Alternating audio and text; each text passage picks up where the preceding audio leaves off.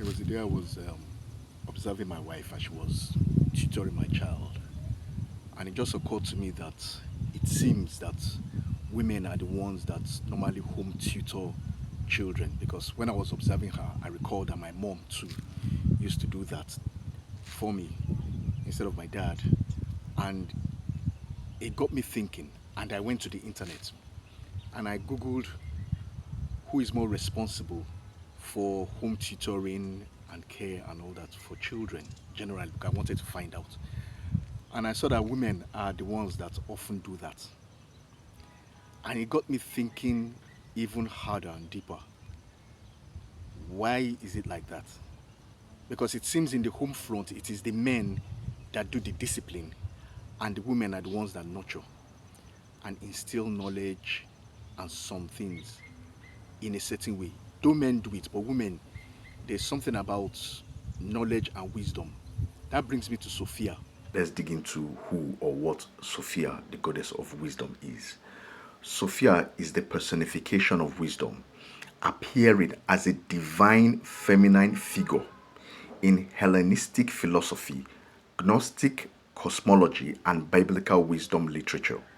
The word Sophia literally translates to wisdom in Greek. Biblical and Jewish tradition, Proverbs and Apocrypha. Wisdom, in brackets, Chokmah in Hebrew and Sophia in Greek, is poetically depicted as a master worker present with God during the creation of the universe. Now, before I proceed, this Chokmah in Hebrew has to do with the tree of life, and Chokmah is actually masculine. So I'm going to come back to that. Literary personification. Mainstream Jewish and Christian theology generally treats this imagery as a poetic personification of God's attribute of wisdom rather than a literal separate goddess. Gnostic tradition. In Gnostic text, Sophia is a major divine entity representing the final or youngest female emanation of the supreme god, in bracket, the monad or the bythos. Fall and redemption. Mythologically, accounts like the Pistis Sophia describe her falling from the spiritual realm into the material world due to a desire to comprehend the ultimate light, leading to the creation of the physical universe and her eventual redemption. Philosophical and psychological views. Hellenistic philosophy, associated with the pursuit of truth, mental clarity, and the ultimate divine order of the cosmos. In Jungian psychology, viewed by psychologist Carl Jung as an archetype of the collective unconscious, representing the ultimate stage of the anima, the inner feminine wisdom, and psychological wholeness within the human psyche. So this is from an AI overview using Google. I'm going to read something about the tree of life, and then we're going to reconcile all this to be able to understand how we can balance wisdom and understanding the female and the male archetype in man. So now that we have talked about Sophia being feminine wisdom, I want us to look at the masculine wisdom, and we can see this depicted in the Kabbalistic tree of life. Chokmah and Bina are the upper level spheres that represent the divine masculine and feminine principles of creation. Together with Keter, the crown, they form the supernal triad, acting as the cosmic parents from whom all other attributes and reality emerge. So we can see Chokmah, wisdom, the active principle, embodies the active, dynamic, and masculine force of the universe. The first flash represents the unformed sudden spark of pure intuitive inspiration. and the raw seed of an idea before it has any shape. The pillar placement sits at the top of the right pillar, the pillar of mercy, which governs expansion and outward flow. Bina, understanding, receptive principle, embodies the receptive structuring and feminine force acting as the cosmic womb. Form and development takes the raw, formless flash of Chokmah and gives it shape, analysis, limits, and deep understanding. Pillar placement sits at the top of the left pillar, the pillar of severity or form, which governs structure, discipline, and boundaries. Now, looking at this Chokmah wisdom, the masculine aspect, and Bina understanding, the feminine aspect, one would see that some of the attributes, one would have thought that the male principle would be the one that will have discipline, structure, and all that, being that the Chokmah wisdom, the masculine part is one of mercy, and the feminine part is one of severity. One would have thought it would have been the other way around. However, the masculine force is outflowing, it just goes and is overpouring. It is the female aspect that gives it form. So it conditions that male, that raw, unfettered wisdom and contains it. That's what makes it severe. It gives it discipline, it gives it form. So that's why it seems that the feminine aspect here seems to have severity, while the masculine aspect of wisdom has mercy. Without that form, without that structure of the feminine Bina understanding, the wisdom of Chokmah, that masculine aspect, will just be overflowing like that. And that is merciful. In a way, it is not good. It is the feminine that gives it structure. I hope you understand this. For those who understand Kabbalah, I would like you to look at these two diagrams of the tree of life. One specifically depicting Chokmah and Bina, and the other one depicting the Christ and the Holy Spirit in the respective order. Is quite a fascinating comparison. That thing that happened in the Bible about forbidden fruit of knowledge of good and evil, which Eve ate in the biblical story of the Garden of Eden and the fall of man, has a lot more to do with acquisition of knowledge and wisdom, while it is the man that directs and is more logical.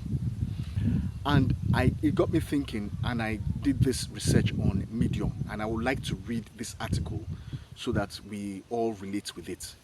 So this is what the article said. So let us look at this article from the website called The Medium. Masculine and feminine, left and right brain thinking compared. An intentionally simplistic model of a complex topic. You can see the writer of this article, Michael Hopt.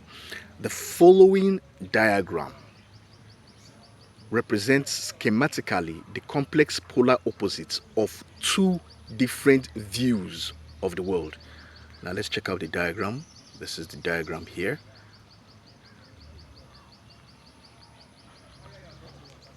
While simultaneously acknowledging recent neuroscience research that dismisses the simplistic misconceptions that the left hemisphere of the brain is hard-nosed, logical, and male, while the right hemisphere is dreamy, sensitive, and female. Now, let us read what this guy said, George Box. Essentially, all models are wrong, but some are useful. So let's go ahead. The hope is that this model falls into the useful category. Now, we can see this diagram here. On the left, we can see left masculine and right feminine. So let's quickly read through what it's saying here. And you can see this diagram. It's a sign of Mars and Venus put together. Very nice.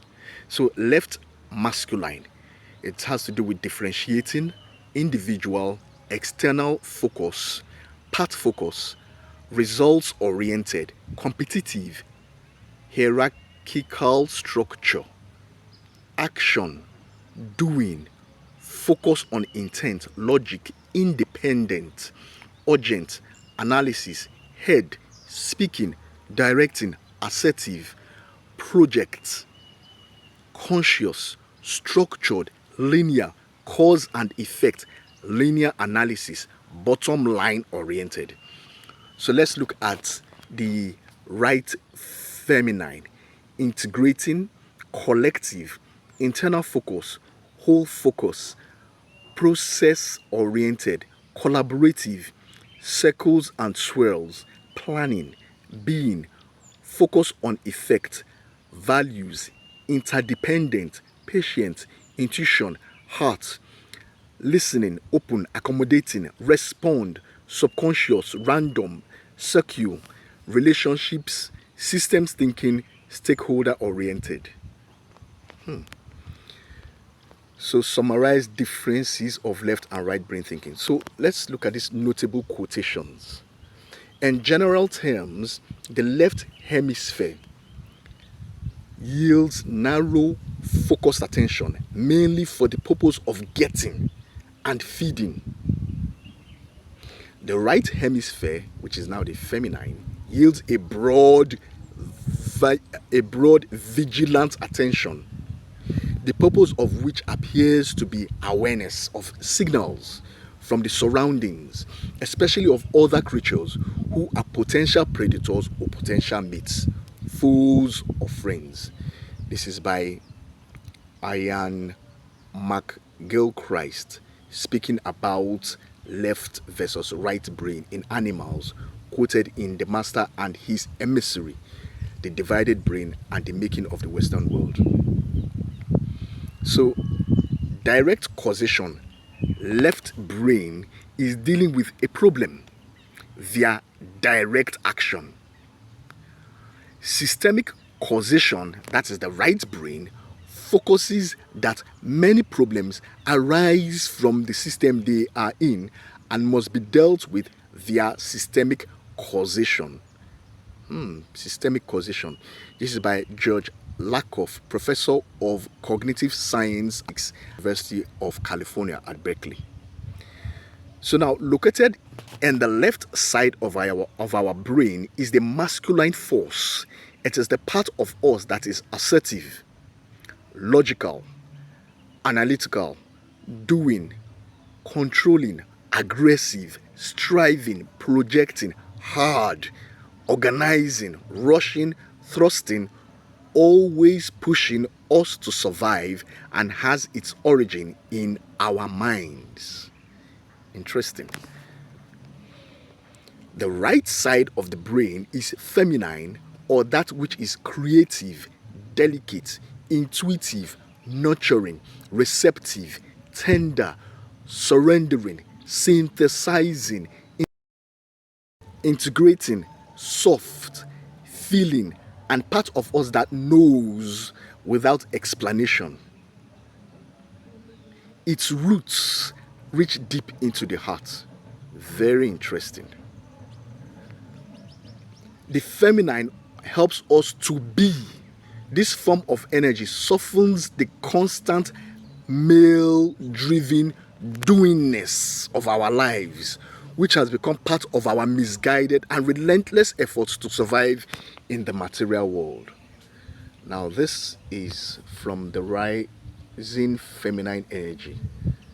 Okay, Project 2030 made it to the end. If you're interested, okay, good. So we can now see that we can now relate this to what happened in the Garden of Eden. We can relate this to the man. We can relate this to how the woman, the feminine, is the helpmate. And you see, these attributes are in us, are in humans. And we can see that these attributes are in humans. We use the left brain and the right brain most of our lives. But you see, if you want to be complete, you have to find a way to be able to balance the left brain, that is your masculine, and your right brain, your feminine, to be made whole. And in most cases, if you find the right partner, the person can help you to do this, or you are able to go inside of yourself. You'll be able to reconcile the left and the right, the masculine and the feminine. So I was just thinking about it and just thought maybe I should share my findings and my thought processes with you guys. Anyway, stay blessed and God bless.